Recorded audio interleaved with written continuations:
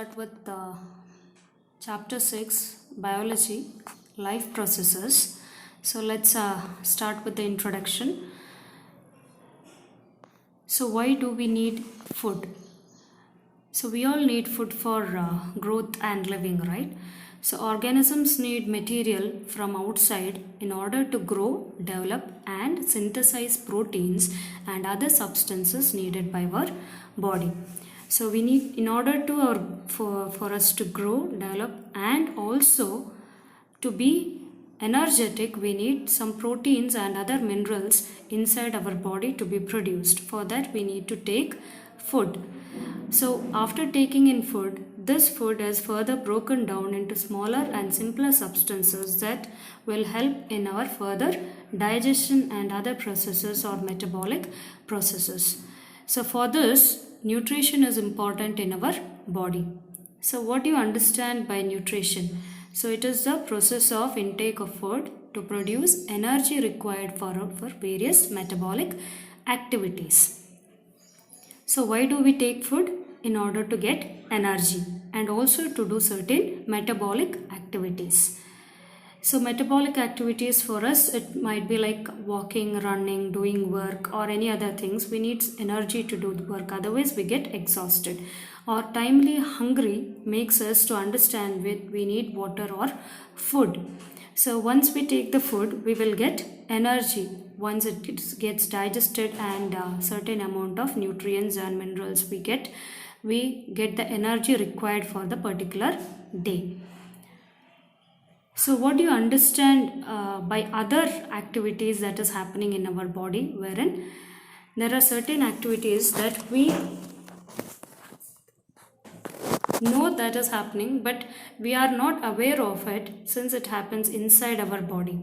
So that is like digestion, excretion, then it is about heartbeat and other respiration process. All other processes are taking inside our body that we are aware of, but we will not be able to understand it because it is an automatic process. So we'll understand the types of metabolic process that in our body. They are catabolic and anabolic processes. So what do you understand by catabolic process? So catabolic process includes breakdown processes. So the food we take in, it needs to be broken down into simpler substances. So once the substance is broken down, it needs to be synthesized into new products. So that is known as anabolic process. So anabolic process means synthesis of processes. So food that we eat has nutrients in it which provide energy. So it's not that we take in food and we get immediately the energy. Once the food is taken in, there are a lot of process involved in it. And finally, we require certain amounts of carbohydrates, minerals, nutrients. In all, we say that these are nutrients which will provide us energy to do certain work. So let's understand the different types of nutrients in our body. They are carbohydrates, vitamins, proteins, fats and minerals.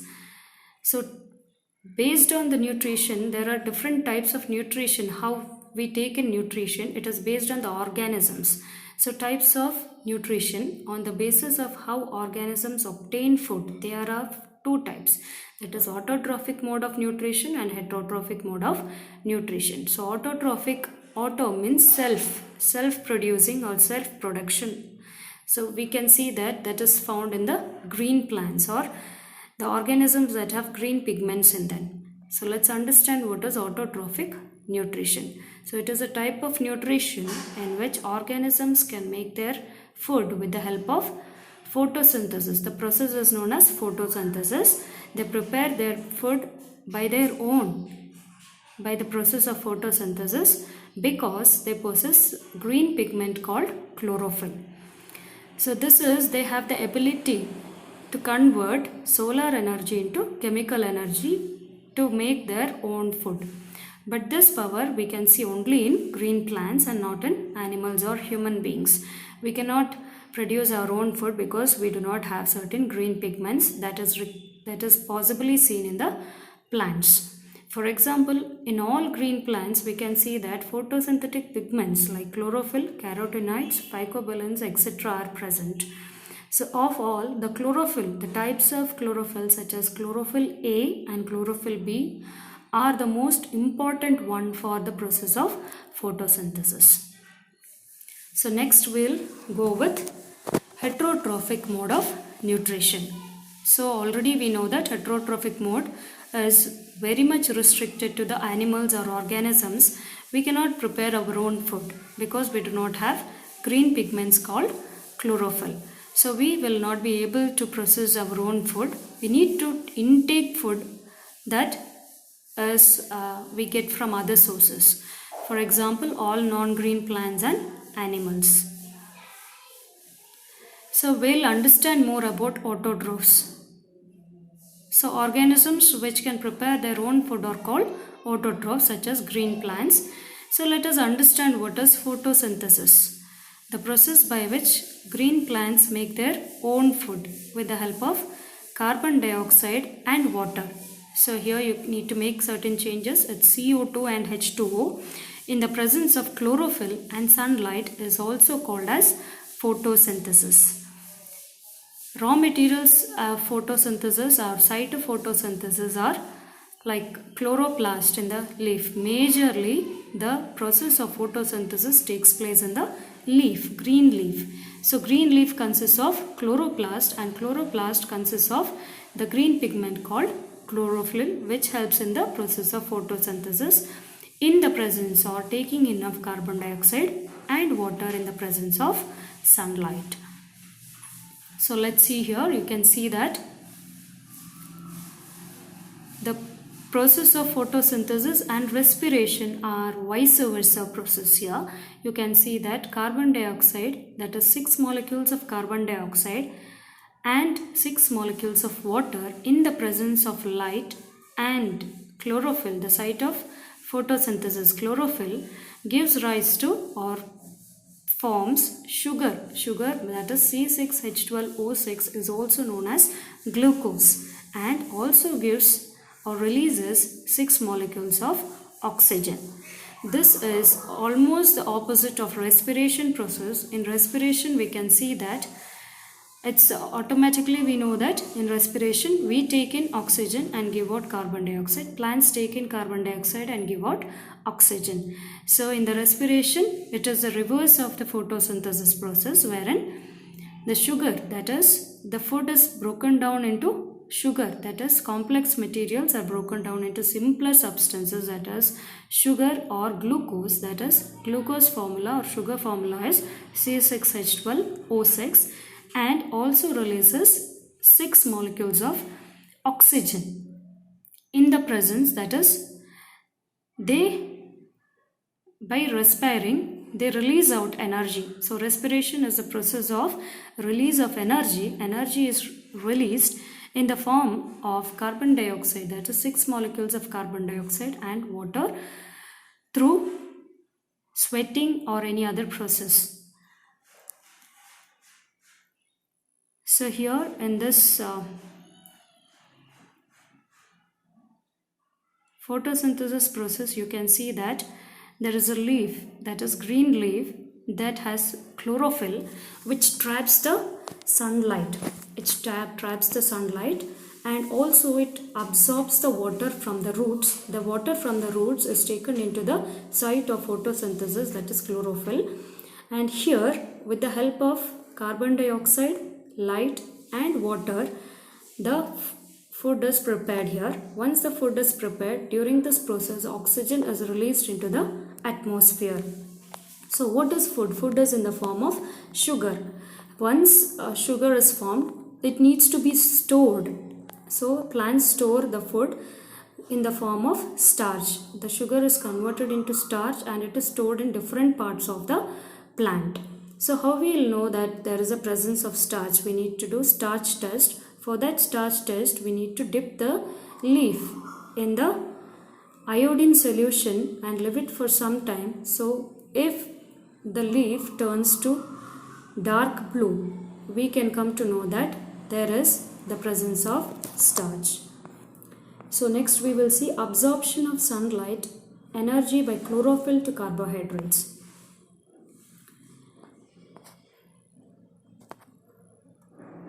So stomata, these are tiny pores present on the surface of the leaves. You can see in the diagram here that there are tiny pores present on the surface of the leaves, and also it consists of chloroplast. Chloroplast also consists of, as we discussed before, consists of chlorophyll pigment, which is a major part, or which has the major role in the process of photosynthesis. So what does the stomata do? There is a opening and closed form of stomatas where an exchange of gases takes place. So while taking in carbon dioxide, the stomatal pores, that is exchange of gases, the stomatal pore opens up, otherwise the stomatal pore gets closed. Then there is a loss of large amount of water in the form of water vapor, or this process is known as transpiration, and it helps in the upflow of the water to different parts of the plants. So next form of nutrition is heterotrophic mode of nutrition. We have already seen heterotrophic mode of nutrition. We cannot prepare our own food. We need to depend on others, like us, other organisms too. Let us see what are the types of heterotrophic mode of nutrition, or other organisms are involved in the heterotrophic mode of nutrition. They are holozoic, like us. Like animals take in holozoic, saprophytic. So there is a correction in the spelling, saprophytic, saprophytic, saprophytic mode of nutrition, and parasitic mode of nutrition. So animals take in solid food. So like us, we take in solid food and break down inside our body. And also we can see in the case of amoeba too, the same happens. It's holozoic form of nutrition. Next is saprophytic mode of nutrition, wherein organisms that feed on dead, decayed matter. Example is fungi. Parasitic mode of nutrition. Parasites, they depend on other organism or host. Like they derive their nutrition from other organisms. Example, in a plant parasite is cuscuta, lice, ticks, etc. So lice, we can see those lives on our head. They are dependent on the blood source or the other nutrient source from our head. So they are parasitic mode of nutrition. So next we will come to general nutrition in animals. How nutrition is getting distributed in the body or animals. So there are 5 different processes. They are ingestion, digestion, absorption, assimilation, and digestion. Ingestion is taking in of food. Digestion is breaking down of the food, and also there are certain enzymes involved in this process. Absorption, that is, they are getting absorbed into the body. Assimilation, they are taken into different forms, that is, broken into different forms of minerals, carbohydrates, fats, etc. And particularly they are getting utilized in the body, and whatever is remaining in the form of waste, it is known as digestion process. So let us understand the first example, that is nutrition in amoeba. So amoeba has a holozoic form of nutrition. They take in solid food particles. And how do they take in solid food particles?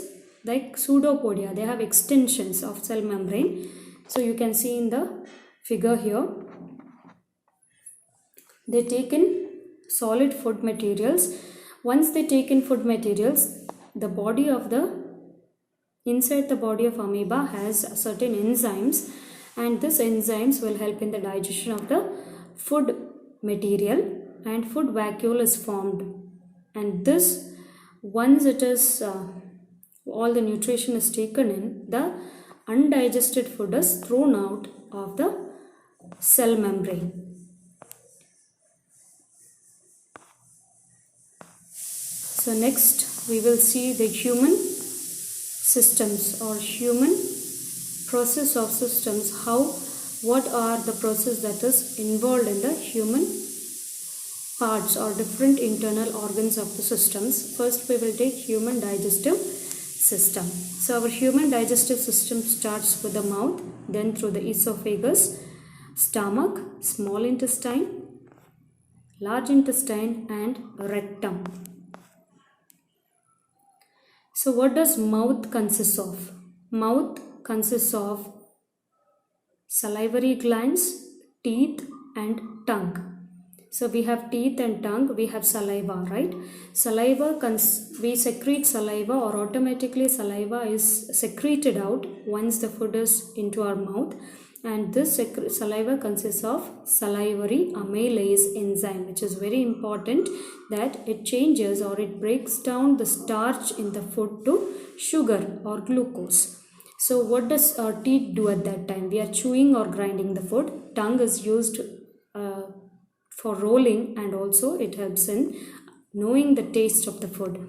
So once this process of chewing is completed with the help of saliva, the food moves from the mouth to the esophagus by peristaltic movement. What do you understand by peristaltic movement? It is a contraction and expansion of alimentary canal or digestive system. That is, it is connectivity from mouth to the stomach. So next, once the food moves to the alimentary canal or the stomach, there consists of certain juices.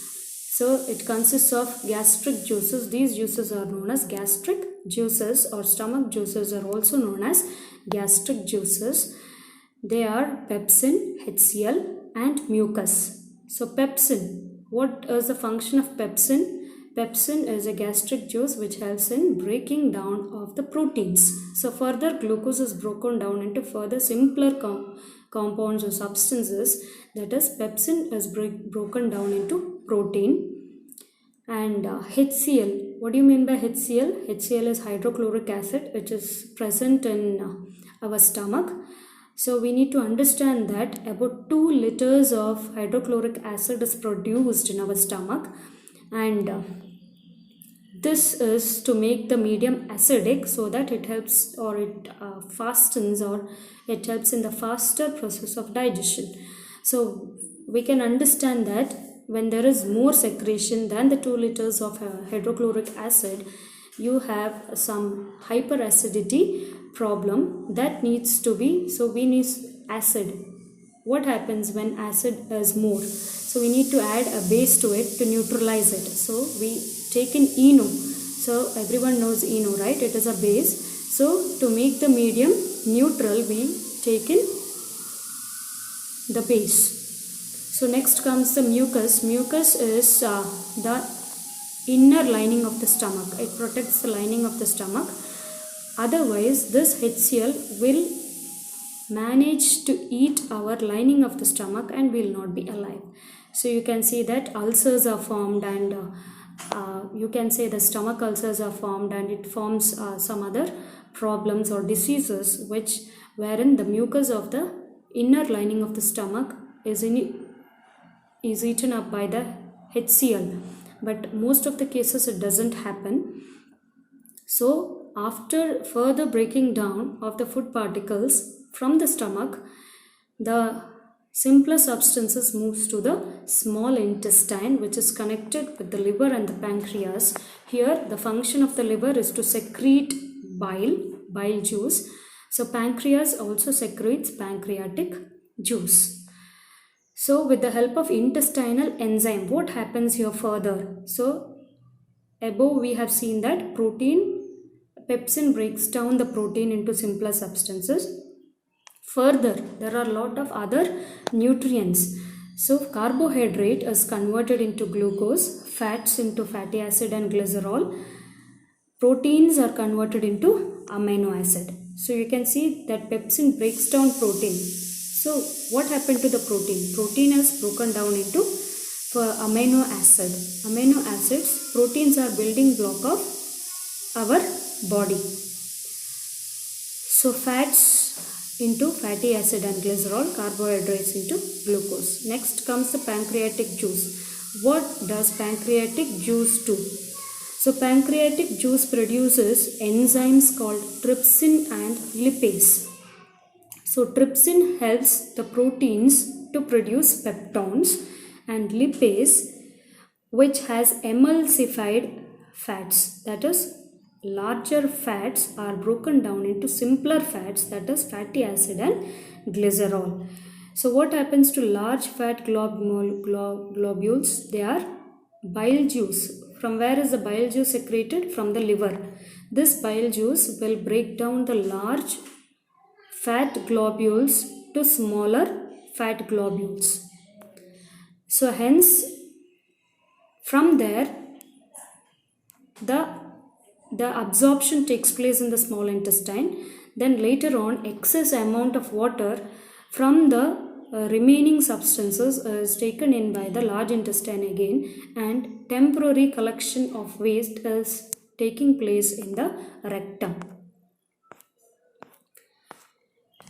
So let's understand that as in the flow chart, digestion begins at the mouth. In the mouth, it is broken down by what enzyme? It is salivary amylase enzyme, which is present in the saliva. The food moves into the stomach through the esophagus. So you can see here there is a marking esophagus, which performs peristaltic movement, that is contraction and relaxation, which happens slowly, and the food moves from the esophagus into the stomach. So enzymes, and what happens in the stomach? Enzymes and various digestion juices from liver, gallbladder, pancreas act on these food particles from the stomach in the small intestine. So further it is broken down into carbohydrates, proteins, fats. These are further broken down in the small intestine. Then in the large intestine, the remaining nutrients are absorbed, and whatever the excess water is present, that is also absorbed, and left over or the waste from the body moves through the rectum, and it is excreted out through the anus. So next process, life process is respiration. So respiration is very important for our survival, the taking in of oxygen and giving out carbon dioxide.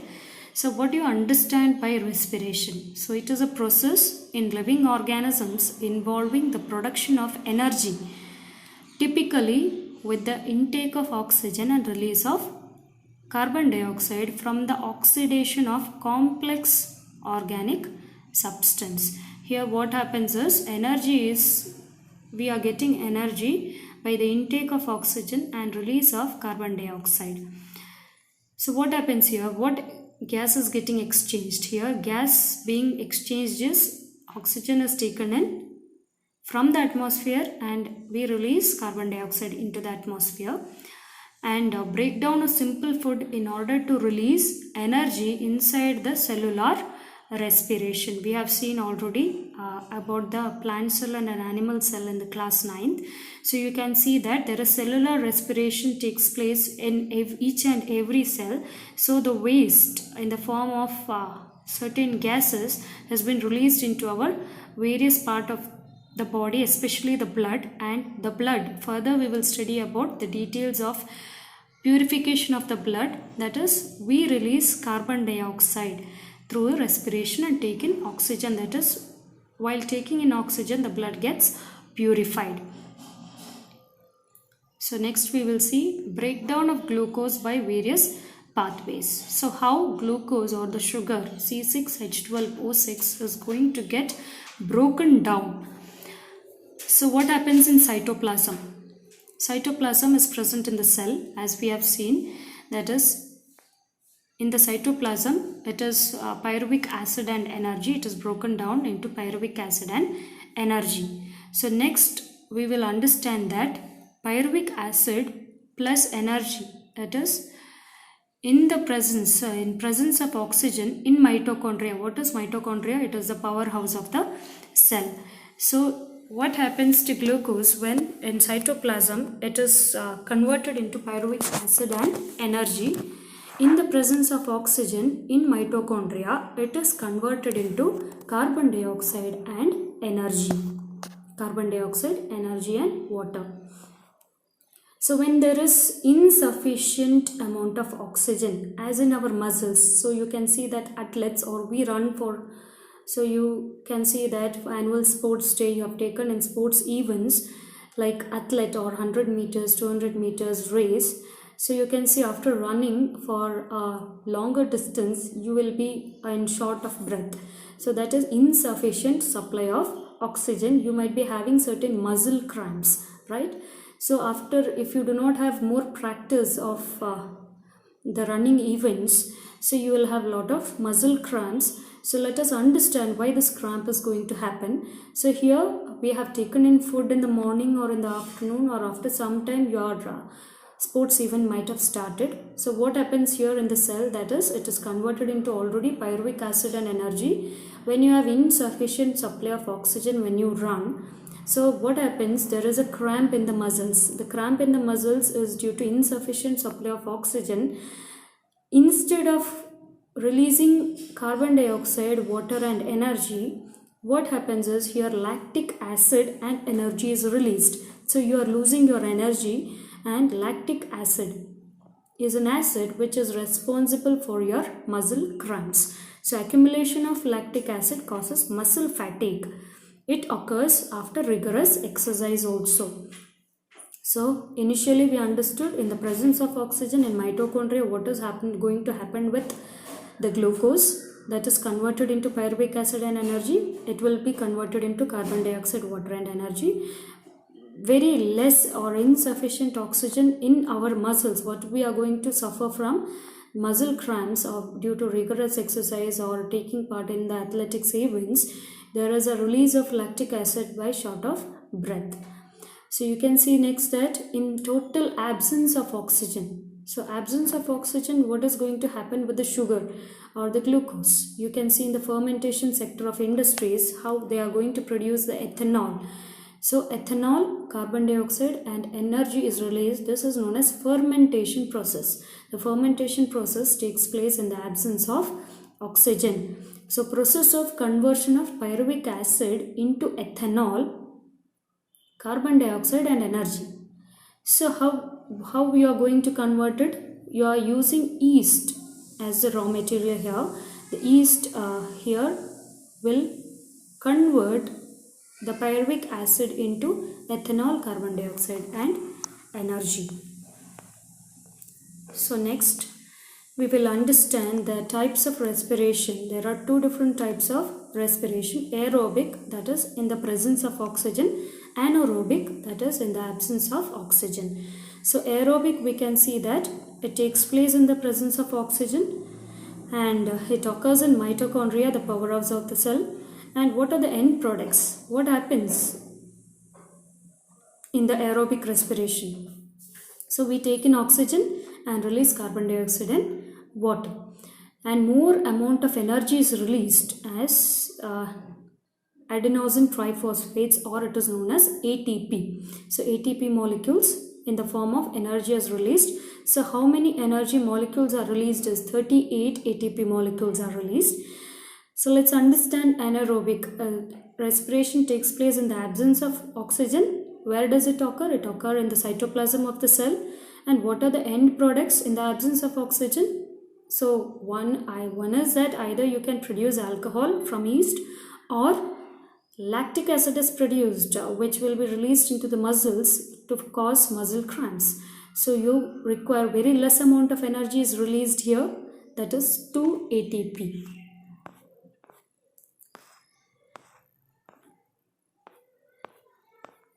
So what are the parts that is involved in our lungs? So let us understand passage of air through the respiratory system.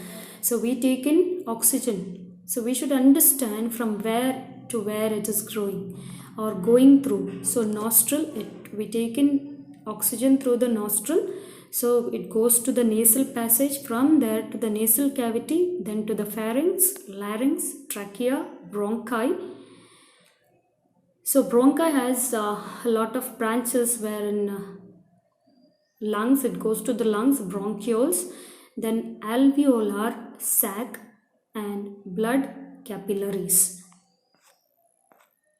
So we need to understand now mechanism of breathing. Breathing is wherein we take in oxygen, that is inhalation, and we give out carbon dioxide, that is exhalation process. So what happens in inhalation process. During inhalation, the thoracic cavity or chest cavity expands. You can see that when you take in oxygen, your chest expands, ribs uplift, and diaphragm becomes flat in shape. So you can see diaphragm in the diagram here. So it is a support material for the lungs here. You can see here the exhalation process is the just opposite of inhalation, wherein thoracic cavity contracts, ribs move upwards, diaphragm becomes dome shaped, and volume of lungs decreases and air exits from the lungs.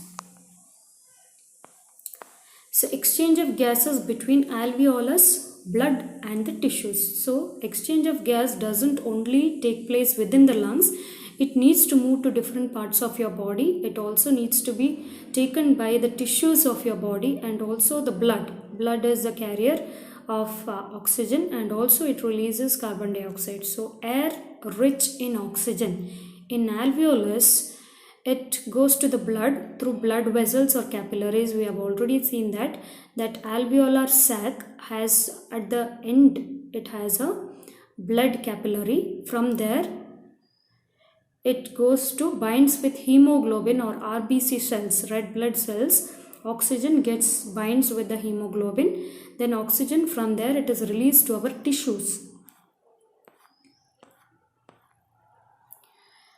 So this is what oxygen intake is there. So from where does the air enters into the alveolus? Through the bronchi, and from there it moves to the blood capillaries or blood vessels. From there, blood vessels or capillaries, it is bound, that oxygen is bound with hemoglobin in RBC, that is red blood corpuscles, and oxygen is released into the tissues. Then what happens? Carbon dioxide from the tissue is released into the blood again. The blood dissolves, or blood's taken carbon dioxide, and carbon dioxide is dissolved in the blood. And what happens there? Dissolved blood is moved back to the blood capillaries, and from carbon dioxide released to alveolar sac. From the sac it is sent to the nostrils, and from nostrils the carbon dioxide is released out. So what other organisms do while respiration? Let us understand terrestrial organisms. So terrestrial organisms are land living organisms on land, use atmospheric oxygen for respiration like us. Aquatic organisms use oxygen dissolved in water like the fish or marine animals. So respiration in plants is simpler than the respiration in animals, that is gaseous exchange happens, we have already seen, through what? So stomata in leaves, lenticels in stems, general surface of the roots. So let us understand again through stomata how respiration in plants takes place. Stomata in leaves, lenticels in stems, and general surface of the roots. So transportation. So till now we have seen how the food is broken down into simpler substances, and what is the use of carbon dioxide and oxygen, how our lungs is helping us in taking in oxygen and releasing out carbon dioxide. So now we need to understand how our body is going to get all these nutrients. So for that, movement of food, oxygen, then blood, etc. is important. Like every part of our body needs to get energy. So human beings, like other multicellular organisms, need regular supply of food, oxygen. This function is performed by our circulatory system. Circulatory system is heart or transport system. The circulatory system in human beings consists of what the circulatory system consists of. So generally we all know that it's heart, the main pumping organ. Then it also consists of blood vessels, then a circulatory medium, blood and lymph.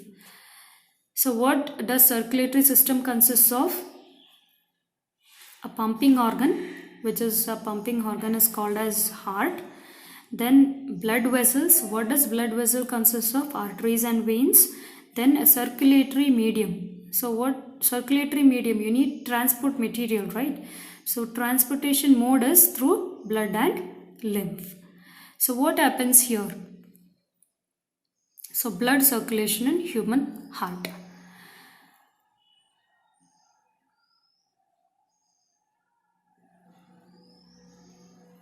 So deoxygenated blood from the body reaches the vena cava.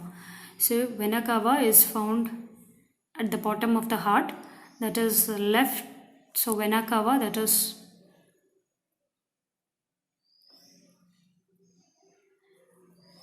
deoxygenated blood from the body reaches the vena cava to the right atrium. It goes to the right atrium that is present above the heart, that is 4 chambers of the heart. Then it passes through the right ventricle and then to the lungs. So oxygenated blood, what happens that body parts, oxygenated blood from the lungs, it goes to the left atrium. From left atrium it goes to the left ventricle, then from aorta. So aorta, it goes to different parts of the body. So it's simple process. So deoxygenated blood means the blood consists of carbon dioxide. So this blood which consists of carbon dioxide, it reaches the right atrium. So when you see the diagram, you will understand more better. So it reaches the right atrium. From the right atrium it moves to all right here. You need to understand this. It is right atrium to right ventricle, from right ventricle to our lungs, and from lungs it is given out, that is carbon dioxide is given out, and we take in oxygen. This oxygen along with the blood, that is known as oxygenated blood.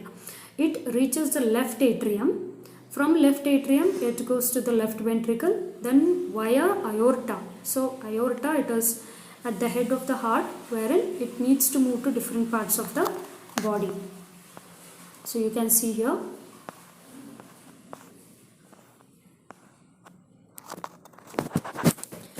So here you can see that vena cava, that is, just concentrate on this diagram, wherein vena cava from upper body, you can see the deoxygenated blood that is consisting of carbon dioxide. It reaches to the vena cava from upper body, then it reaches to the,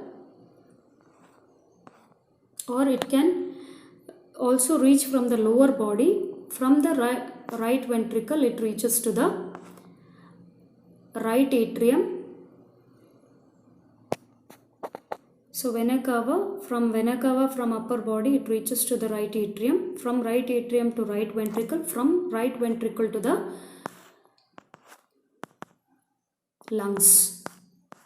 So you can see here, right atrium to right ventricle and then to the lungs. You can see here, you have vena cava from lower body and also from the upper body. So deoxygenated blood or blood consisting of carbon dioxide reaches the vena cava. From there it goes to the right ventricle, right atrium to right ventricle. From right ventricle it moves to the lungs. From lungs it moves out, and oxygenated blood, or once you breathe in oxygen, it comes to the left ventricle, and from left ventricle to left atrium it comes to left atrium, then to left ventricle. From left ventricle it moves to the aorta, and from aorta to different parts of the body. So once again I will tell that. So you have vena cava from upper part of the body. From there the deoxygenated blood moves to the right atrium. From right atrium to right ventricle. So from right ventricle it moves to the lungs, and from lungs the carbon dioxide is given out, or deoxygenated blood.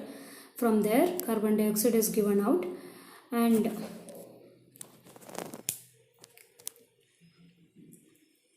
from the lungs, once you take in oxygen, the oxygenated blood comes back to the left atrium. From left atrium it goes to the left ventricle. From left ventricle it moves to the aorta, and from aorta to different parts of the body.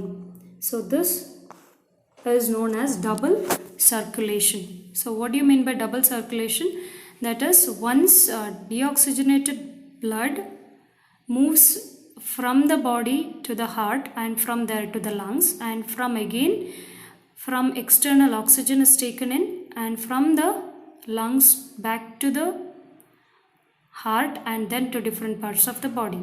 So in the body blood travels twice through the heart in one complete cycle of the body. So let's understand pulmonary circulation and systemic circulation. There are two different types of circulation, pulmonary circulation and systemic circulation. So what is pulmonary circulation? Blood moves from heart to lungs and back to heart. So systemic circulation, blood moves from heart to rest part of the body and back to heart. So here you can see systematic or systemic circulation. Blood moves from heart to rest of the body and back to heart. So here you need to think only blood moves from heart to rest of the body and from rest of the body back to heart. That is systematic circulation. So blood consists of fluid connective tissue, that is solid component. So what are the solid components? That is RBC, blood platelets, WBC. So RBCs carries respiratory gases, oxygen, carbon dioxide, contains hemoglobin, that is impart red color to the body. Then you have blood platelets, which helps in blood clotting. Then you have WBC, that is white blood corpuscles. They act as a defense mechanism, that is engulfing the germs and producing antibodies. These antibodies are produced in our body itself. This attacks the germs that is coming from the external source and keeps us healthy. Then you have liquid component, that is plasma. They are yellow color fluid containing 90% water and 10% organic substances. What are organic substances? They are plasma, proteins, albumin, globulin, inorganic mineral ions. So let us understand lymph. We have already told lymph is an yellowish fluid that escapes from the blood capillaries to intercellular spaces. There are certain intercellular spaces in our tissues. So this lymph flows from the tissues to the heart, assisting in transportation, and also it destroys the germs. So what are blood vessels then? So blood vessels consist of arteries and veins. So what does artery do? They carry oxygenated blood from heart to body part except pulmonary artery. So pulmonary artery you need to leave, that is oxygenated blood from the heart to the body part except pulmonary artery. They are thick and elastic, and here valves are absent, and they are deep seated, they are deep inside the heart. So you can see that veins, so there is a lot of difference here. Arteries carry oxygenated blood, veins carry deoxygenated blood. The deoxygenated blood, as I have told you before, that they are being carried from different parts of the body to the heart except pulmonary vein. So they are just the opposite of arteries. They are thin and less elastic. So valves present to prevent backflow of the blood. So the blood, once flown to the heart, it should not be flown back because it is carrying deoxygenated blood.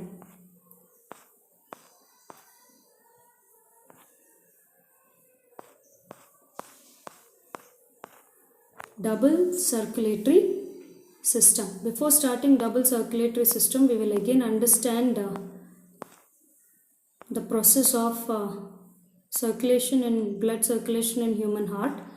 That is, here you can see that vena cava from lower body, vena cava from upper body.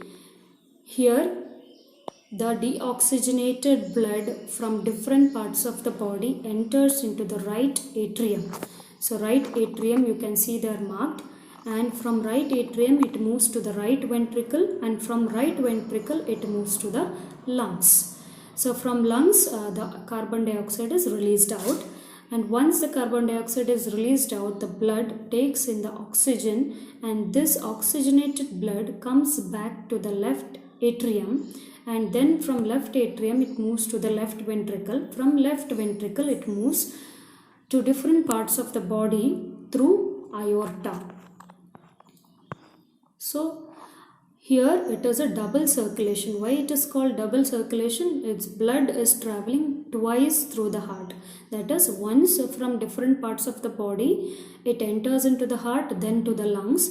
Then from outside it carries oxygenated blood. Again from lungs it enters into the heart and then moves to different parts of the body. Hence it is known as double circulation. So what is known as pulmonary circulation? Here blood moves from heart to the lungs and back to the heart. So pulmonary, it is with respect to heart and lungs only. You need to keep in your mind that blood from the heart. So from the heart to the lungs means it is obviously deoxygenated blood, and oxygenated blood from the lungs it brings back to the heart. So what do you mean by systemic circulation? The blood from the heart, it moves to different parts of the body, and from different parts of the body the blood or deoxygenated blood is brought to the heart. So you can see systemic circulation. Here it is systemic circulation means you need to consider only your heart and rest part of the body, and the blood from different parts of the body it enters into the heart, and from the heart it moves to different parts of the body. So you need to understand the components of the blood. So components of the blood is fluid in nature. Blood consists of blood corpuscles and plasma. So solid component is blood corpuscles, liquid component is plasma. So solid component is again subdivided into three types, that is RBCs. You all know red blood cells, RBCs. Then you have blood platelets, then you have WBC, that is white blood corpuscles. So let us understand from the blood solid component consists of again three types, that is RBCs, blood platelets and WBCs. So RBCs, what does RBCs do? Red blood cells carries respiratory gas. What is respiratory gas? You already know it is oxygen and carbon dioxide. And red blood cells also consists of hemoglobin. So what does hemoglobin do? It imparts or it gives a red color to the blood. Next is blood platelets. So you say, blood platelets counting when you get some fever or any other germs have attacked into your body. So microorganisms are attacked into your body. Your blood platelets are counted. So that is the factor wherein blood platelets count is less, your blood clotting, it helps in blood clotting. So your platelets are low, you mean that, or high, both are dangerous. So you can see that there is some infection in your body. So WBC, what is white blood corpuscle going to do? Then white blood corpuscle is a defense mechanism of our body. So it's almost our immune system, wherein it helps or it helps the germs or the microorganisms entering in our body. Once the microorganism enters into our body, this gets activated. That is, white blood cells understands that they are pathogens. They are pathogens or microorganisms, and it will act as a weapon for killing the microorganisms. So it starts producing the antibodies which will fight against the infection, and that's how it keeps us healthy. Next is the liquid component of the blood, that is plasma. This plasma is almost 90% water. Then what is the other 10%? 10% is plasma proteins, namely, what are the proteins? Namely albumin, globulin, inorganic mineral ions. So let us understand this liquid component, lymph, in the blood. So components of blood, you need to understand that components of blood are RBCs, blood platelets, WBCs and plasma. So plasma consists, that is lymph. Blood also consists of lymph, a yellowish fluid which escapes from the blood capillaries into intercellular spaces. What does this do? It gets inside the tissues to the heart. It flows through the tissues to the heart and assists in transportation, and also it helps in destroying the germs. So you understand the components of blood. So blood vessels, blood needs to be transported, right, or it needs to be carried. That is two different types of blood, oxygenated and deoxygenated blood needs to be carried. It cannot be carried in one single pathway. So there are two different types of blood vessels. They are arteries and veins. So what does arteries do? Arteries carry oxygenated blood from heart to body. So you need to understand that they carry blood from heart to body. So pulmonary artery is different. Pulmonary is with respect to the lungs. You need not count on it. So veins, what does veins do?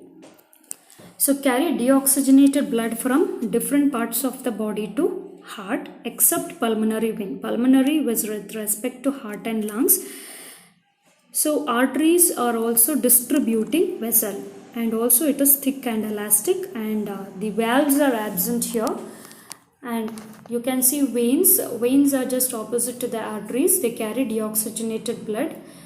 They are also collecting vessels. They are thin, less elastic, and there are certain valves that is very important, because if the deoxygenated blood carried to the heart is getting reversed or flow back to the blood, or flow back to the different tissues, then it is again going to be deoxygenated.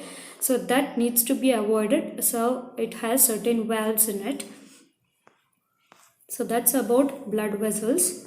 So let us understand now double circulatory system. We have already seen the explanation right now, that how blood moves from different parts of the body to heart, the heart to lungs, and lungs to heart, and heart again to different parts of the body. So here you can see that human circulatory system has three different key components.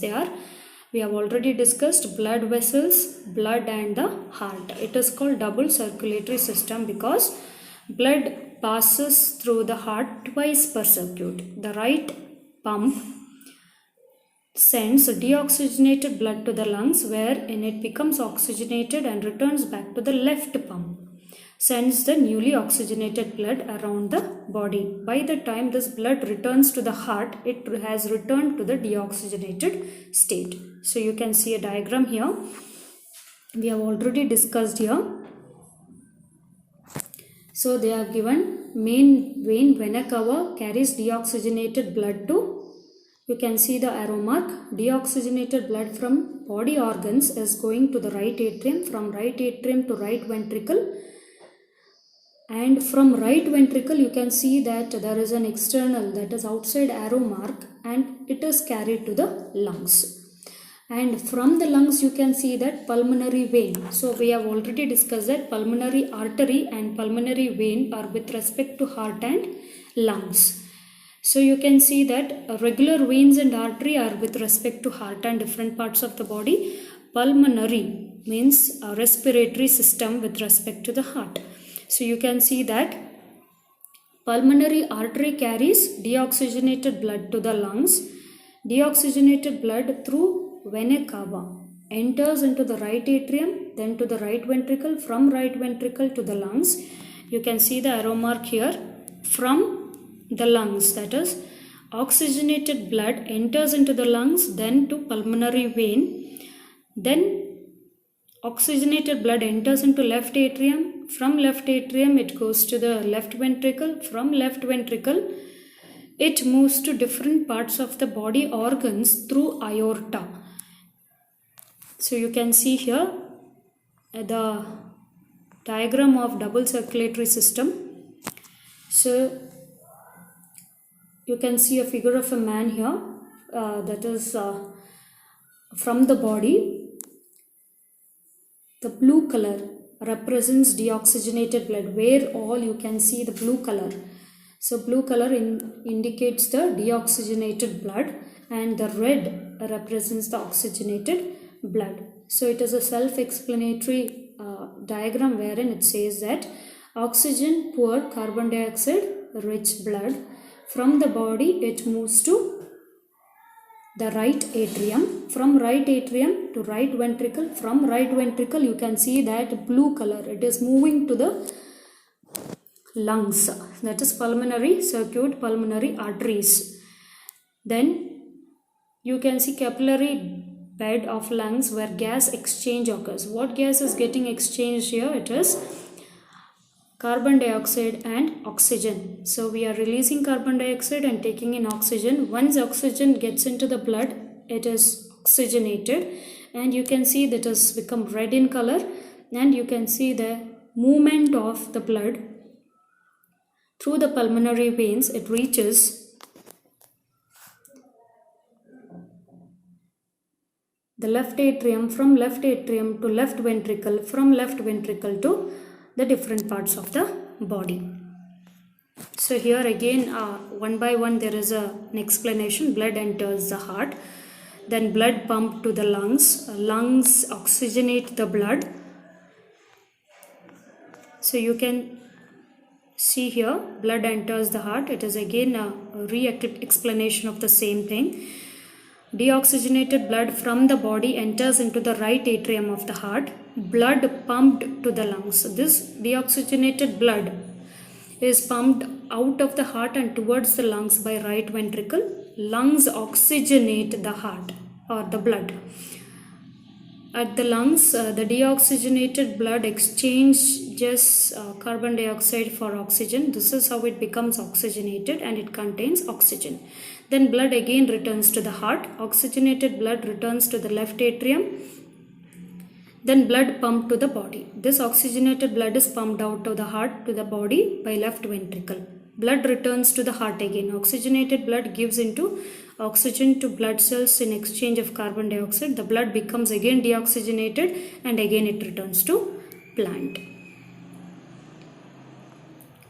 So next is transportation in plants. So we have seen it in the previous class that how the transportation happens in the plants through two conducting tissues, that is xylem and phloem. So what does xylem do? It carries water and minerals from the roots to different parts of the plant, and here no energy is being used. Phloem, it carries product of photosynthesis product it carries from the leaves. Here in xylem, through the root it is carried, that is water is carried. Here you need to remember that phloem, the food that is produced during the photosynthesis, is carried to different parts of the plant. Here energy used is ATP. In xylem there is no energy used because the water just it's been carried along with the minerals to different parts of the plant from the root. So what does transpiration process? As we have discussed, that is the process by which plants lose water in the form of water vapors. So absorption and upward movement of water and minerals by creating a pull, and it helps in temperature regulation in plant. So what does transpiration do? So transpiration, it helps in the movement of water and minerals upward, and necessary or extra water is getting removed from the plants, and also it helps to regulate or maintain the temperature in the plant. Then what is translocation? Transport of food. So transpiration is with respect to water, translocation is with respect to food, wherein transport of food from leaves to different part of the plant is known as translocation. So next we will see excretion in human beings. So we all know that excretion is a part of our daily process. The process of removal of harmful metabolic wastes from the body is called excretion. So excretory system of human. What does excretory system include? A pair of kidney. This you need to remember. A pair of kidney, a urinary bladder, a pair of urethra, and a urethra. So you can see a pair of kidney, ureter, urinary bladder, and urethra. So what does excretory system consist of? Excretory system consists of two kidneys, two ureters, a single urinary bladder, and a urethra.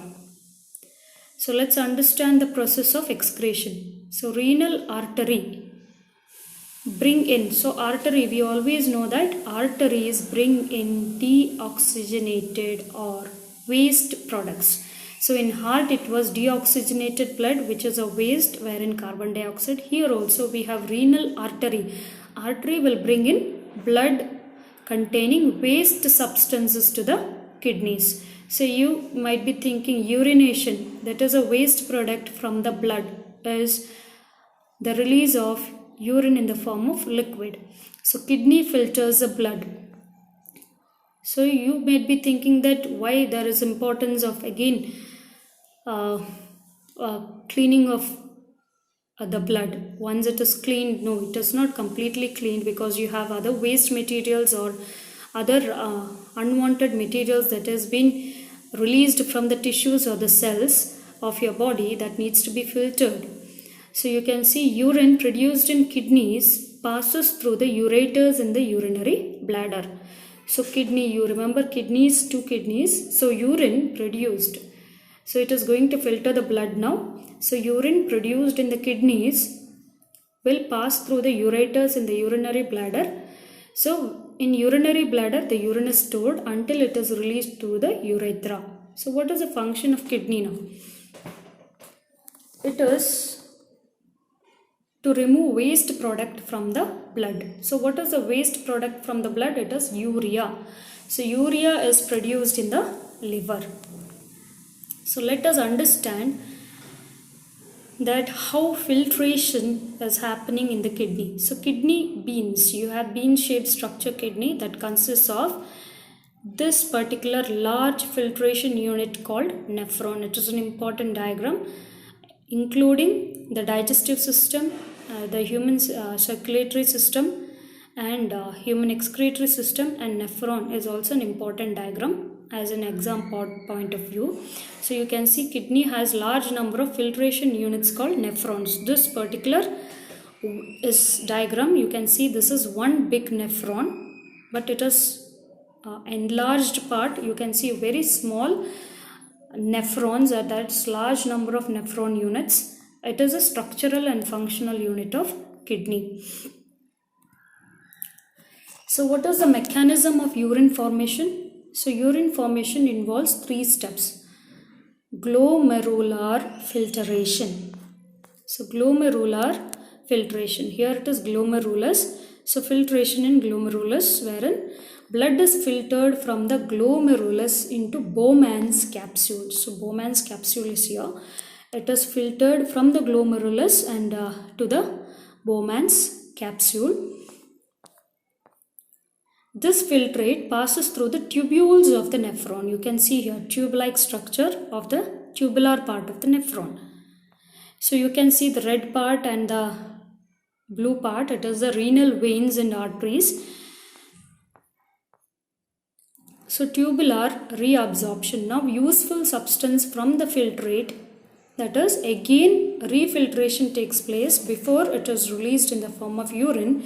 Glucose, amino acids again are reabsorbed into the capillaries. So you can see that capillaries here. It is again, so first what happens is urine, blood is filtered in the glomerulus into the Bowman's capsule, and this filtrate passed through the tubules. Through the tubular reabsorption, through the tubes there is reabsorption takes place, and excess of glucose, amino acids, etc. is again reabsorbed, and from the surrounding to the nephron into the blood. So once the reabsorption takes place, you can see urea, extra water and salts are secreted into the tubule, which open up into the conducting duct. So you can see here conducting duct, so collecting duct. So urea, extra water, salts are the secretions or the unwanted waste that is collected into the collecting duct and then into the ureter. So what happens in the person where there is a failure of kidney? The process of purifying blood by artificial kidney, it is known as hemodialysis. It's a painful procedure where there is a failure of kidney patients. This hemodialysis is followed. So excretion in plants, let's see excretion in plants. Elimination of toxin and waste products from the body is called excretion.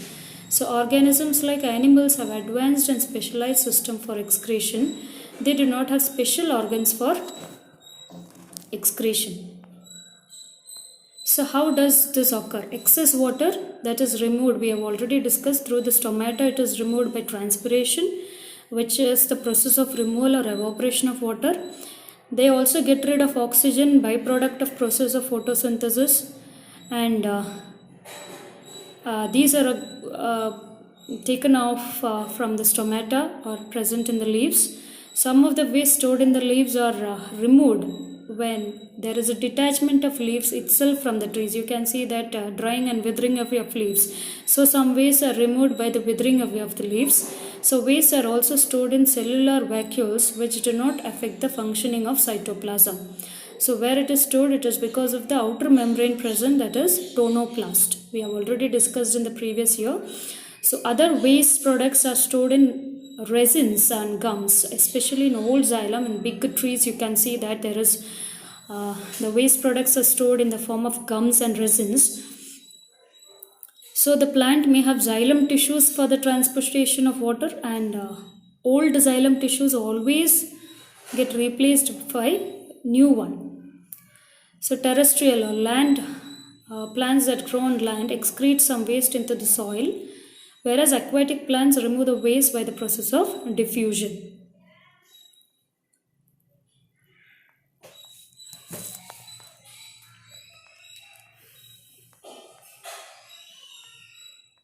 So here excretion in plants, you can see. Excretion is term normally associated with animals. The gas equivalent term in plants is loss of waste gases. So stomata open to allow carbon dioxide to enter into the leaf and water vapor to leave. So some information with respect to plant nutrition again. Chlorophyll, it is the vital plant pigment. So it is a complex substance made of, what it is made up of? It is made up of carbon, hydrogen, oxygen, nitrogen and magnesium. Although there are 9 types of chlorophyll, 2 of them are good, wherein it's chlorophyll A and chlorophyll B. So we will see the chloroplast. So chloroplast, you can see in the diagram, you can see outer membrane. So you have an inner membrane, then you have stacked membrane, that is oval shaped thylakoids. Stacked membranes are known as granum. There is a stroma or space inside. So chloroplast is a membrane bound oval cell organelle. It is enclosed by a double membrane. Its interior contains closely packed flattened discs. They are flattened discs. What are they called? They are called as thylakoid. Chlorophyll is present in thylakoid. So green pigment is present in thylakoid. Thylakoids are arranged in the piles, that is stacked one upon each other. When they are stacked one upon each other, they are known as grana, lying in the colorless ground substance called stroma. So they are present in the colorless substance called as stroma. So you can see the section of a leaf here. So outer membrane, wax cuticle, which protects the leaf from external destruction. So cells present in spongy mesophyll layer and palisade contain chloroplast. There is an air space between, and there is a guard cell with chloroplast, and stoma is the opening. Stoma and stroma are 2 different words. Stoma is the opening, that is, it has intercellular spaces. So there is an upper epidermis and lower epidermis of the leaf material. Therefore, they are the site of photosynthesis. So let's understand the stomata. We have already discussed, but we will understand here. This is is the opened stomata pore and closed stomatal pore. Stomata are minute openings present in the epidermal layers of the leaves. So they are responsible for gas exchange during photosynthesis. So when there is no exchange of gases taking place, the stomatal pore gets closed. So this completes your chapter.